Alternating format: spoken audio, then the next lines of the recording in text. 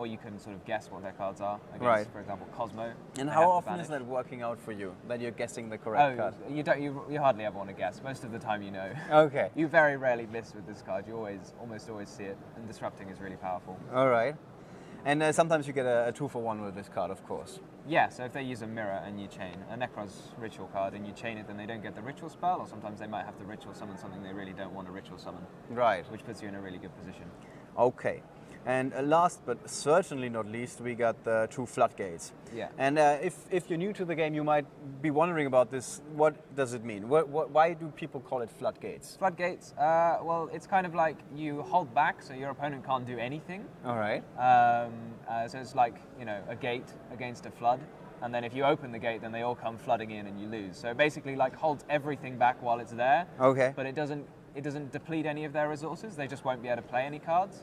So when they eventually kill it, then if they can kill it, then they'll have all their cards left. All right.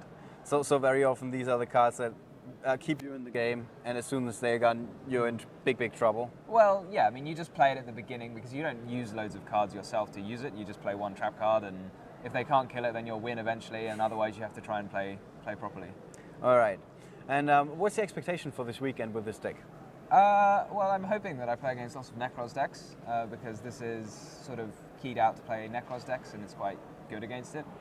And what does it lose to? I'm slightly concerned about playing Clifford decks because there's a lot of effect negation, and Clifford don't really use their effect monsters at Right. all. And this, you also can't use Fiend Griefing against Clifford.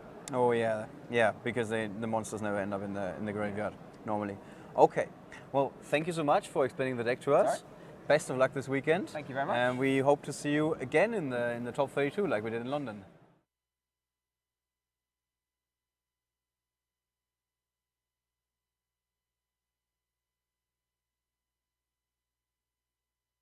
We're here with Tom Payne, a former UK national champion and a player who has done well at the YCS before, most recently at YCS London. Tom, welcome. Thank you.